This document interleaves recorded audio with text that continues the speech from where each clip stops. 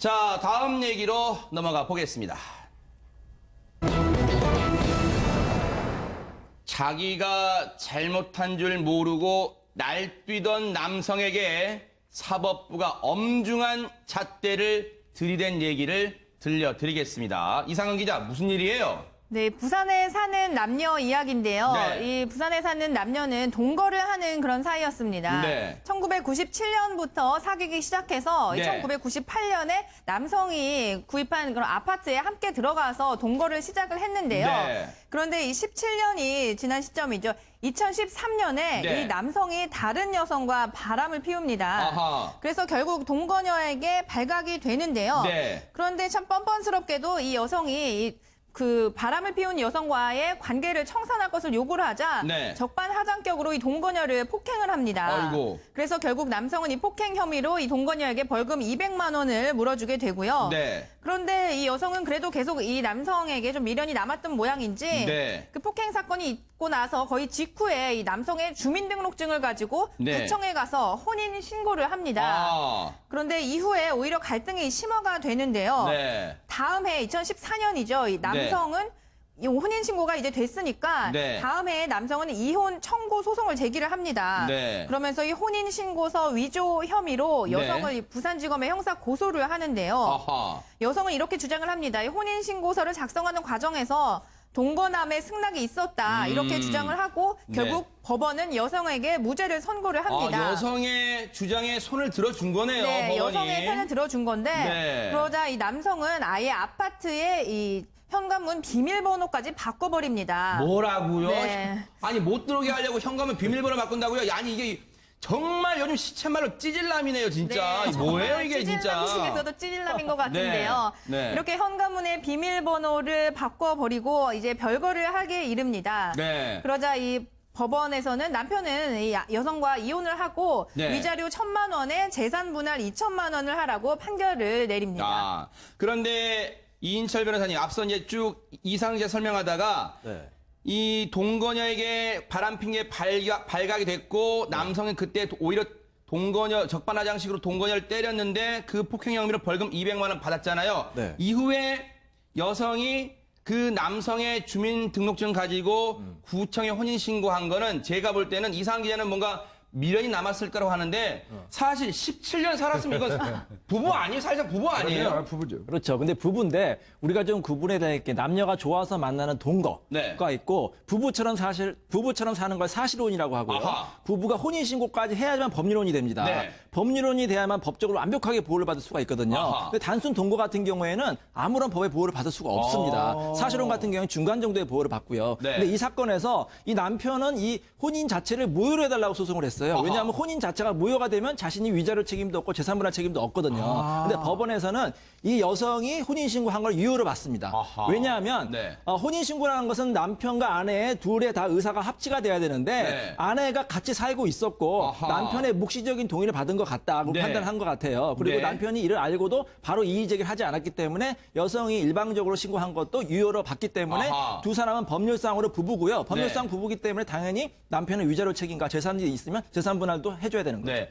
여기서 지금 이 남편이 혼인 무효 소송을 제기했잖아요. 네. 혼인 무효랑 혼인 취소가 어떻게 달라요? 혼인 무효라는 건 소급해서 완전히 혼인 기록을 없애는 겁니다. 아, 그러니까 이 문서상으로 나는 총괄이다 이렇게 그렇죠. 되는 거예요? 완전히 결혼했던 게 없어지기 때문에 뭐 당연히 법적 책임도 없는 거죠. 아하. 하지만 혼인 취소 같은 경우에는 어떤 내가 속아서 결혼했다. 예를 들어서 아하. 상대방이 나를 뭐 학력이라든지 직업을 속아서 결혼했다 할 경우에는 혼인을 취소하는데 네. 그 혼인 취소 같은 경우에는 기록이 없어지지 않습니다. 네. 장래적으로는 없어지기 때문에 없어지지 않고 네. 이혼 같은 경우에는 이제 결혼 후에 생긴 사유로 헤어질 경우는 이혼이라고 하는 거죠. 네. 근데 이 법원 판결 보니까 결국 남편은 부인과 이혼을 하고 여기서 끝나는 게 아니라 위자료 1,000만 원에 재산 분할 2천만 원을 줘라 이런 얘기인데 이인철 변호사님 위자료는 뭐고 재산 분할은 또 뭡니까? 그러니까 이 남편이 이제 아내에 대해서 폭행도 하고 외도도 했잖아요. 네. 남편이 잘못했기 때문에 이제 혼인 파트너의 책임을 묻는 게 위자료입니다. 그리고 재산 분할은 두 사람이 결혼한 이후에 어떤 재산이 만들어진 경우에 형성하거나 유지된 관리된 재산에 대해서 네. 각자의 기여도에 따라 나누는 거거든요. 네. 그러니까 제 생각에는 이 남편의 재산이 한 4천에서 5천만 원 정도 있었던 것 같아요. 네. 그래서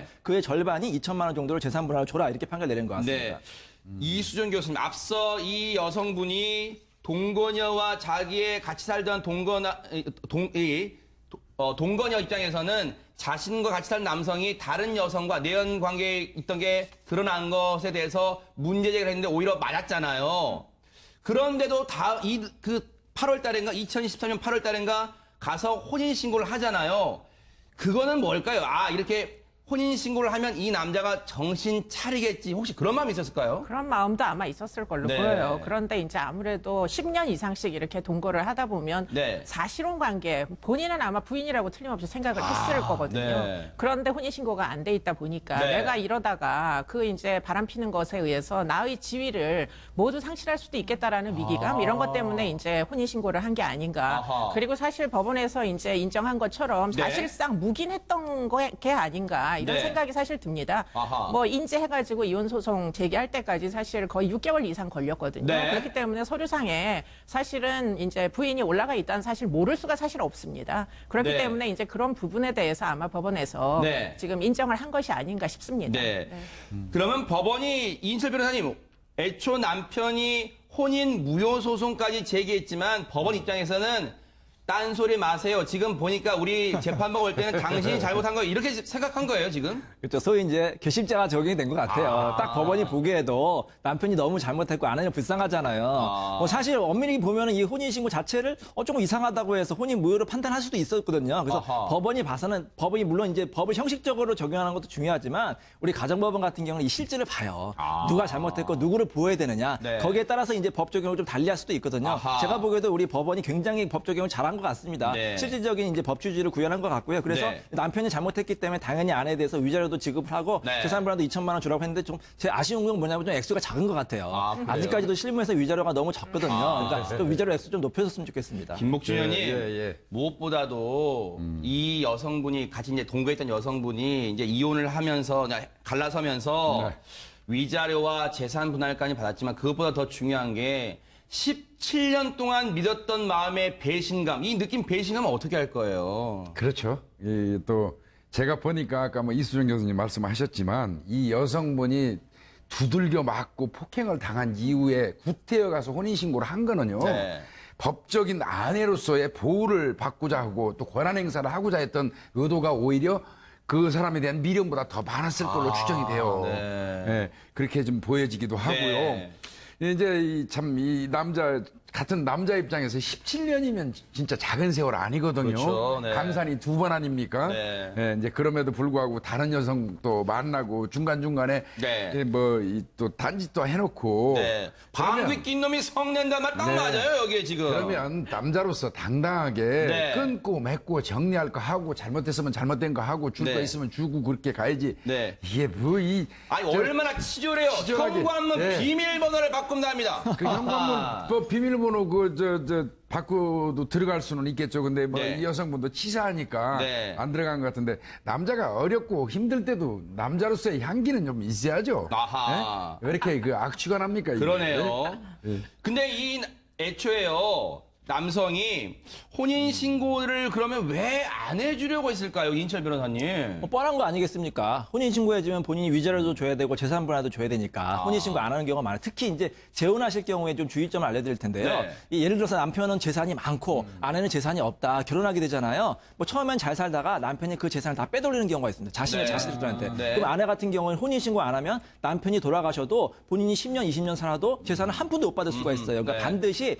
혼인을 할 경우에는 혼인신고를 먼저 하시고요. 아하. 만약에 부득이 상대방이 혼인신고 안 해준 것 같다고 하면 재산을 미리 받으셔야 됩니다. 네. 집 같은 경우를 공동명의로 하신다든지 네. 그래도 안 주면 최후의 경우에 유언장이라도 받으세요. 네. 유언장이라도 받으면 본인이 나중에 그 유산을 받을 수 있기 때문에 네. 이런 걸 받아야지. 만약에 이런 걸 받지 않으면 네. 정말로 자신이 고생은 다 하고 헌신 다 했지만 나중에 한 푼도 보상을 못 받을 수도 있기 때문에 반드시 혼인신고나 미리 징계를 받으시기 바랍니다. 이게 왜냐면 이 굉장히 중요한 정보로 저는 생각되는 게 요즘 사회에서 재혼이 무슨 흠결은 아니잖아요.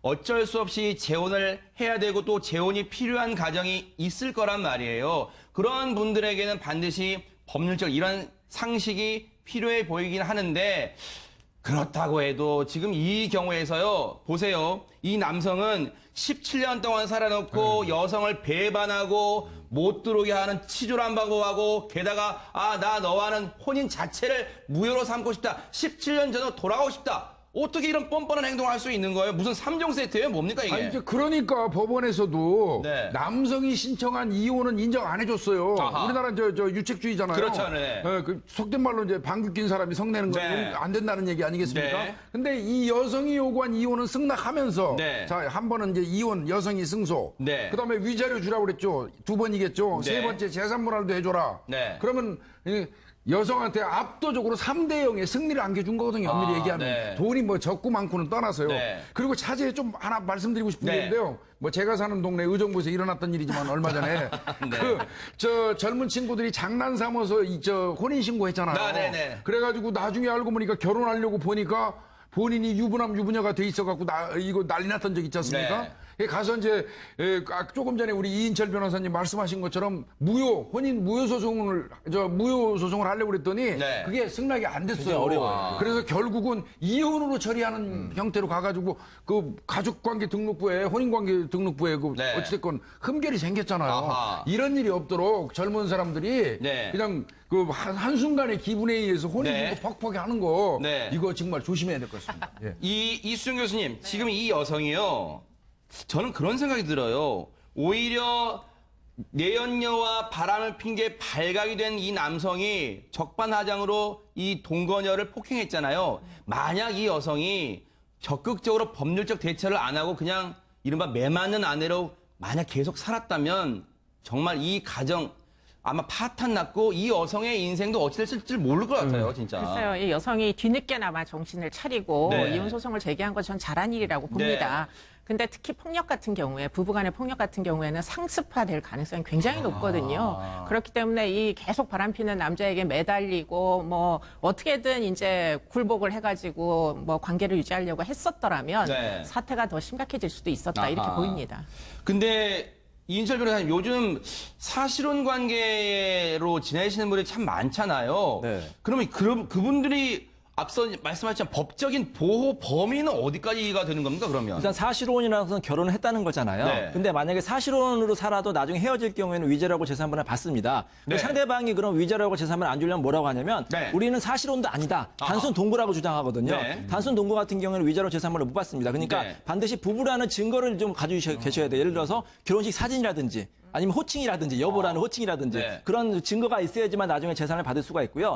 그다음에 사실혼 같은 경우 주의점은 뭐냐면 상대방이 돌아가시게 될 경우에는 재산은 상속을 받지 못합니다. 그렇기 때문에 주의하셔야 되고요. 네. 그래서 반드시 결혼을 하실 경우에는 먼저 결혼식도 하시고 혼인신고를 빨리 하시는 게 가장 좋습니다. 그러면 언뜻 드는 생각이 단순 동거와 사실혼을 구분하는 게 예를 들어서 몇 년 동안 살다 이 뭐 횟수의 기준이 있는 건 아니군요. 그렇죠. 횟수의 기준이 있는 건 아니고요. 주소지도 같이 돼 있어야 되고 호칭도 여보 당신이라고 해야지 자기야 오빠라고 하면 안 됩니다. 그걸 입증할 수 있는 것도 뭘 제시를 해야 되는 건가요? 녹음이라도 해야겠죠. 여보야 자기야. 효과적인 방법이 또 있긴 있더라고요. 네. 뭐 소송 보니까 각자의 집안 대수사에 적극 참여하는 그렇죠. 거. 그것도 중요합니다. 그래. 예를 들어서 뭐 친척 결혼식이었는데 네. 부부 나오세요 할 때 같이 나가서 사진 찍고 네. 이런 증거가 있어야지만 거기에 적극적으로 참여하는 거. 네.